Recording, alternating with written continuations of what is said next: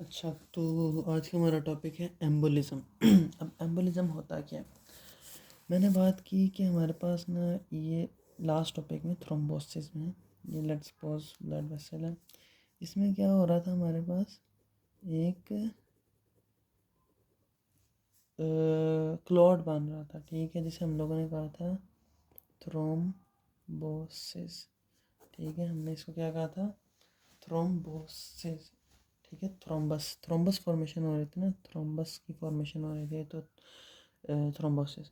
ठीक है, अब अगर हमारे पास ये यहाँ से टूट जाए और ब्लड के अंदर फ्लो करने लग जाए तो फिर इसे हम लोग क्या कहेंगे? एम्बोलस।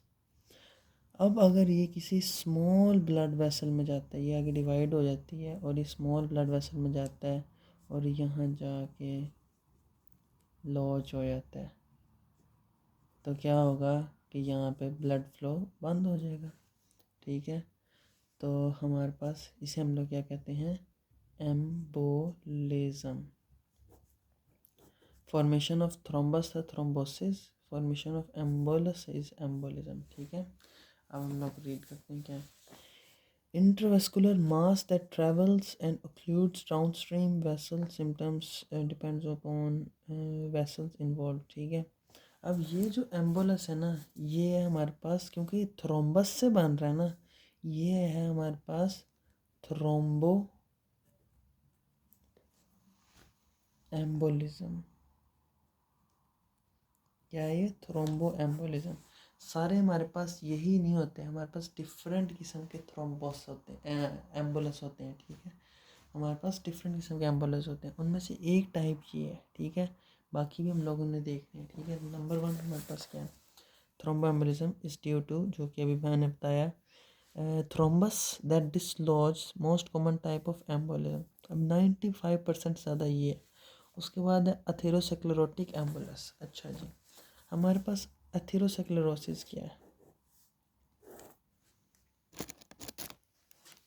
हमारे पास ना ये लेट्स सपोज क्या है? ब्लड वेसल है। ठीक है, अब इसके अंदर ना हमारे पास क्या होता है कि ना, ये एंडोथेलियल लेयर, ठीक है ना, एंडोथेलियल लेयर, और उसके नीचे होती है कोलेजन लेयर। ठीक है, सब एंडोथेलियल कोलेजन। हमारे पास ना अब एथेरोस्क्लेरोसिस में क्या होता है कि ना, यहाँ पे ना किसी किस्म का डैमेज आता है। ठीक है, डैमेज आता है यहाँ पे ना, और यहाँ से ना फैट नीचे जाने लग जाता है। फैट कोलेस्ट्रॉल जो है ना, उसकी डेपोजिशन हो जाती है, और वो क्या करता है, इस तरह करके ना ये अक्यूमुलेट हो गया यहाँ पे क्या? फैट। ठीक है, और ये हमारे पास ब्लड वेसल की एंडोथेलियल लेयर, और यहाँ पे जो एंडोथेलियल लाइनिंग है ना, वो भी डैमेज हो गई, जहाँ पे क्या बना है हमारे पास? ये फैट डेपोजिशन हुई है। ठीक है, इसको हम लोग एथेरोस्क्लेरोसिस को आगे डिटेल से पढ़ेंगे। अभी हम लोगों ने ये पढ़ना है कि हमारे पास ये क्या हो गई है? एथेरोस्क्लेरोसिस। ठीक है, फैट अंडर एंडोथेलियल लेयर। ठीक है, तो अब अगर हमारे पास ये टूट जाए यहाँ से, जिस तरह ये डिसलॉज हुआ था यहाँ से, ये डिसलॉज हुआ था, अगर यहाँ से ये डिसलॉज हो जाए, कहीं से टूट जाए, और ये जो फैट है ये यहाँ पे अगर सेम उसी तरह क्या करे, फ्लोट करने लग जाए, तो उसे हम लोग क्या कहेंगे? Atherosclerotic embolus. Atherosclerotic ambulance. पहला क्या था? थ्रोम्बोटिक एम्बुलेंस, अब क्या है? Atherosclerotic ambulance. ठीक है, ये किससे बन रहा था? थ्रोम्बस से। थ्रोम्बस क्या थे हमारे पास? ब्लड क्लॉट ना, प्लेटलेट्स और फाइब्रिन से ब्लड क्लॉट जो बन रहा था, और ये क्या है हमारे पास? Fat under the endothelial lining. ये क्या है? एथेरोस्क्लेरोटिक जो एम्बुलेंस, ये पढ़ लेते हैं। Atherosclerotic embolus is due to atherosclerotic plaque that dislodges। मतलब जो हमारे पास एथेरोस्क्लेरोटिक प्लैक बना था वो डिसलॉज हुआ है। Characterize by presence of cholesterol cleft in एम्बुलस।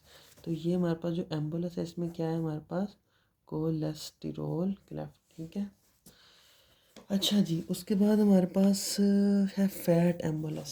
अच्छा जी, फैट एम्बुलस में क्या होता है हमारे पास ना, हम्म, ये है हमारी एक बोन, ठीक है। और बोन में हमारे पास ब्लड सप्लाई भी तो होती है, पता है ना। बोन, ज़ाहिर सी बात है, बोन ग्रो करती है तो उसको न्यूट्रिएंट्स मिलते हैं, ठीक है।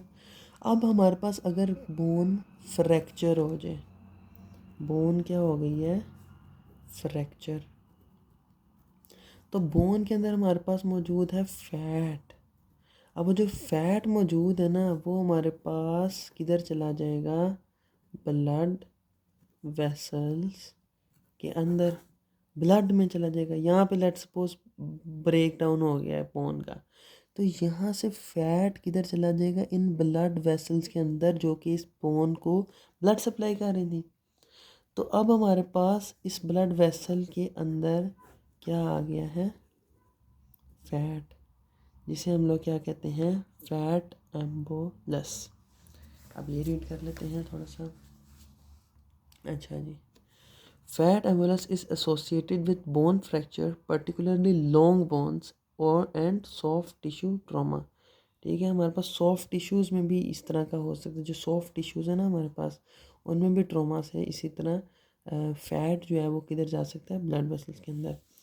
develops while fracture is still present और shortly after repair। ये हमारे पास फ्रैक्चर जिस वक्त मौजूद है उस वक्त भी हो सकता है और शॉर्टली आफ्टर रिपेयर भी हो सकता है।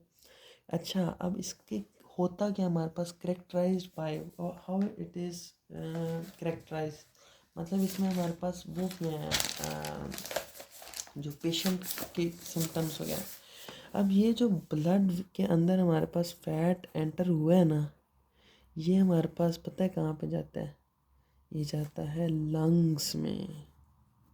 और हमारे पास वो लंग्स में ना क्या करता है, gets lodged into the vessels of lungs. मतलब लंग्स के अंदर जो हमारे पास ब्लड वेसल्स है ना, उनके अंदर जाके कहीं पे फंस जाता है। अब उससे हमारे पास क्या होता है, डिस्पनिया। डिस्पनिया क्या है, सांस लेने में मुश्किल। ये क्या है, डिस्पनिया, सांस, डिस मतलब नो, पनिया मतलब सांस, सांस नहीं लिया जा रहा।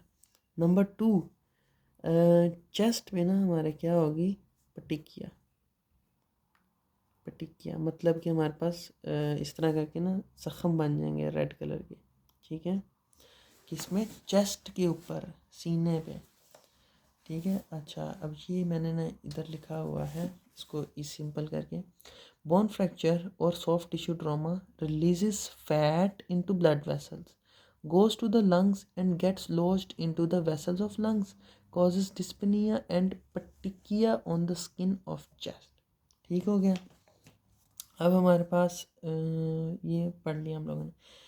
उसके बाद हमारे पास है गैस एम्बुलस। गैस एम्बुलस क्या है हमारे पास, अच्छा ये थोड़ा सा ना टेक्निकल सा है, तो ये देखते हैं।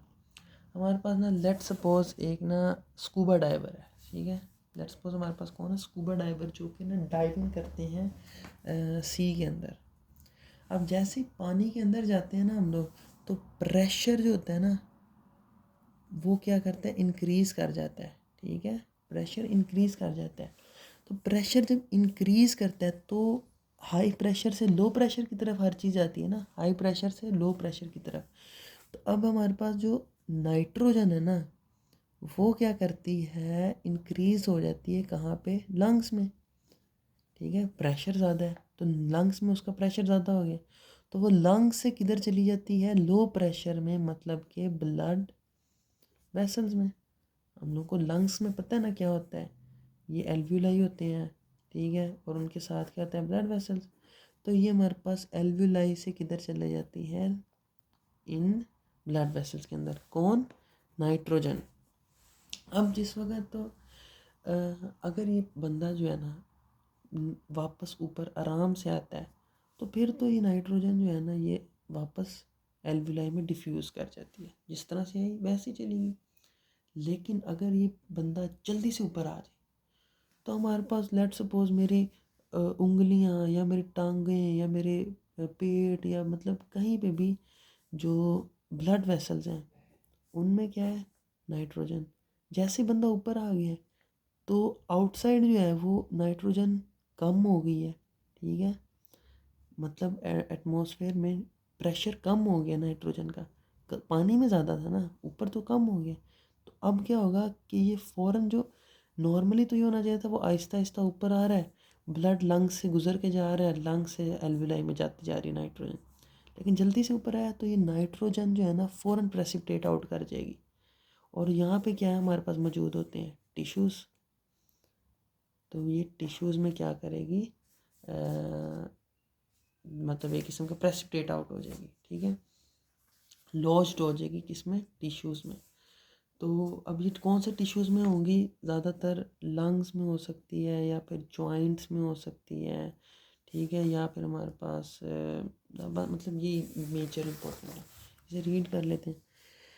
Gas एम्बुलस is classically seen in decompression sickness, ठीक है, डीकम्प्रेशन सिकनेस ये जो मैंने बताया कि डाइवर अंदर गया, प्रेशर ज़्यादा हो गया, नाइट्रोजन लंग से किधर चली गई, ब्लड में, ऊपर जल्दी से आया, इतना टाइम नहीं था कि वापस ब्लड से लंग्स में जा सके, तो वो ब्लड से ही डिफ्यूज़ कर गया outside into different tissues. Nitrogen gas precipitates out of blood due to rapid ascent by a diver, presents with joints and muscles pain। ज़ाहिर सी बात है मसल्स जो हमारे पास हैं उनमें मसल टिश्यूज़ में अगर वो नाइट्रोजन चली गई है तो मसल पेन्स होंगे, जॉइंट्स में गई है जॉइंट पेन्स होंगे, और अगर लंग्स में गए हैं तो लंग्स में रेस्पिरेटरी सिस्टम मतलब चोक्स वगैरह होंगे।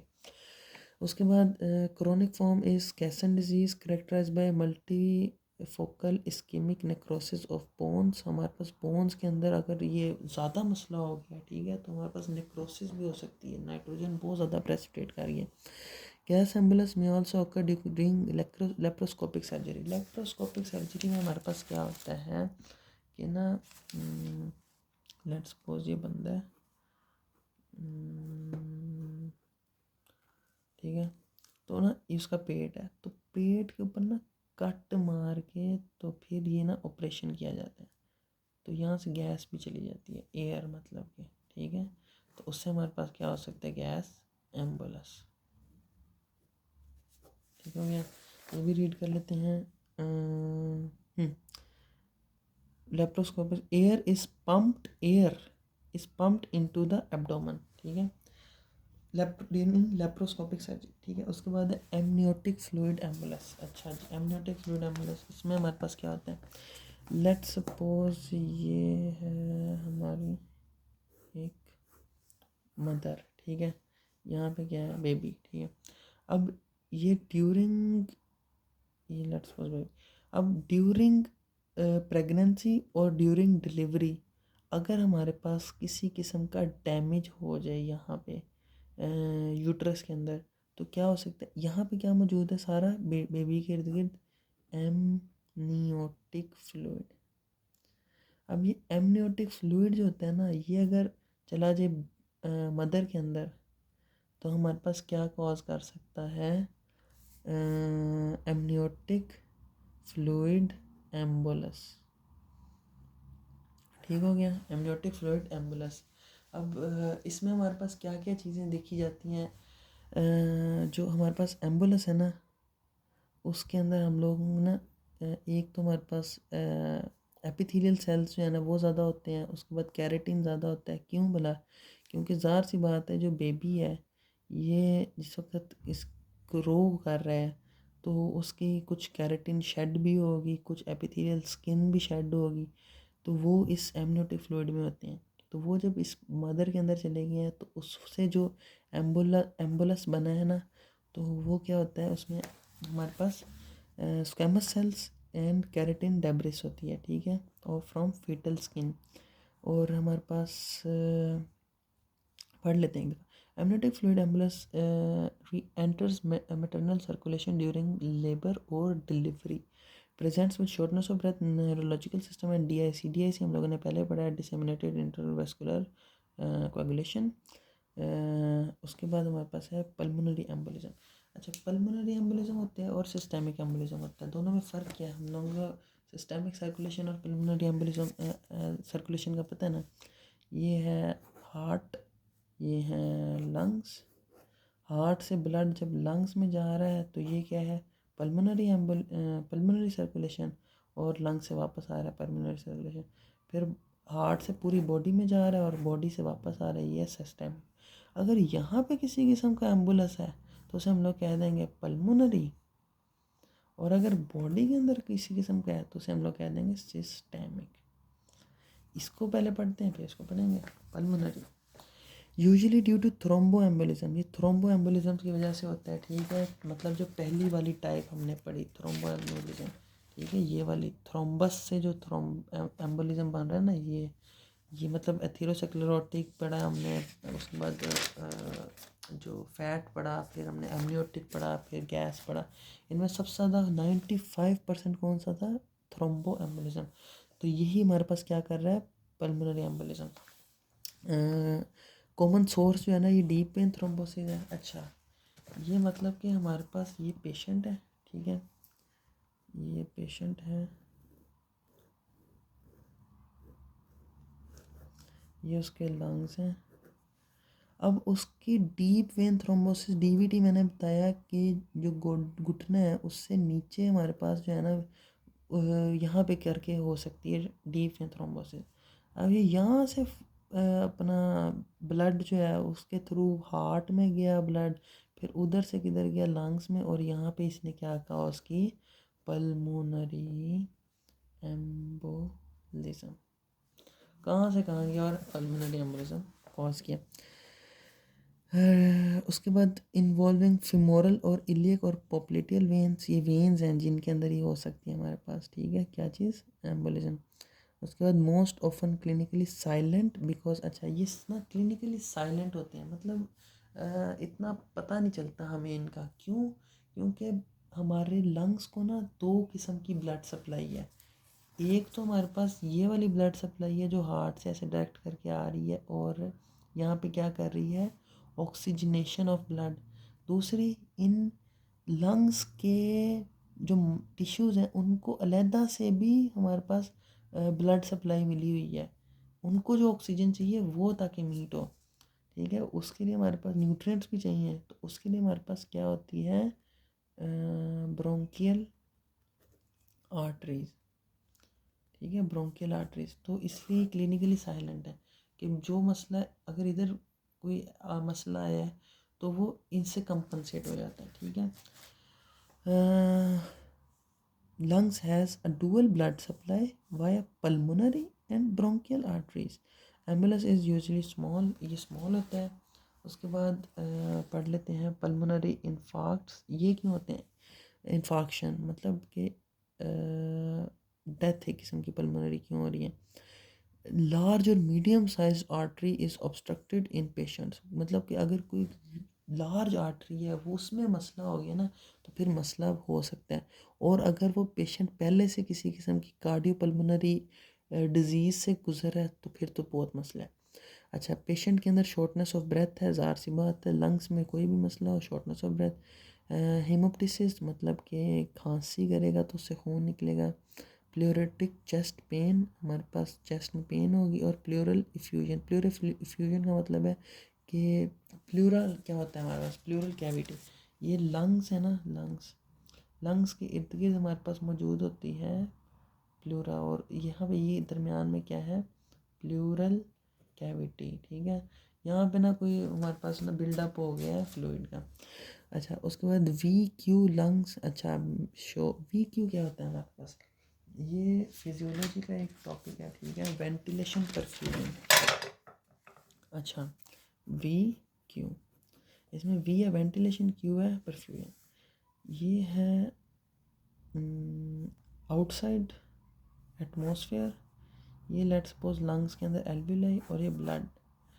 अगर मसला ये है कि आउटसाइड से लंग्स नहीं, मतलब नॉर्मली वेंटिलेशन क्या है, आउटसाइड से एयर का लंग्स में आना, और परफ्यूजन क्या क्या है, इसका ऑक्सीजन का लंग से ब्लड में जाना, ठीक है।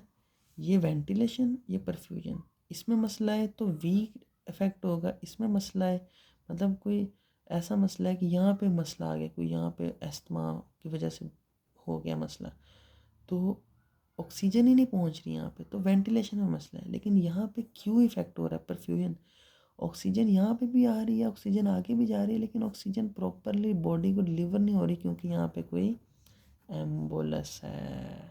ठीक है, अब ये रीड करते हैं। V Q lungs can show मिशो परफ्यूजन इज एबनॉर्मल, परफ्यूजन ये Q, V Q, ventilation is normal, Q is affected. उसके बाद वेस्कुलर फिलिंग डिफेक्ट है, मतलब कि वेसल्स के अंदर प्रॉपर ऑक्सीजन नहीं जा रही, वेस्कुलर फिलिंग।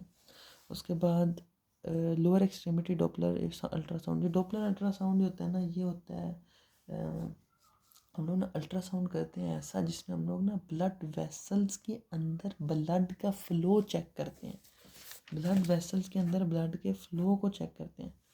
अभी मेरे पापा का मतलब ना जो हुआ है ना मतलब हार्ट का मसला, उसके बाद वो बार बार डॉपलर इफेक्ट का डॉपलर अल्ट्रासाउंड कर रहे हैं ताकि ब्लड का फ़्लो वो चेक कर सकें कि ये, क्योंकि यहाँ से डालते हैं हमारे पास वो कैथेटर, तो वेन के थ्रू, तो वो वेन के अंदर ब्लड का फ़्लो चेक कर रहे हैं कि कोई मसला तो नहीं है।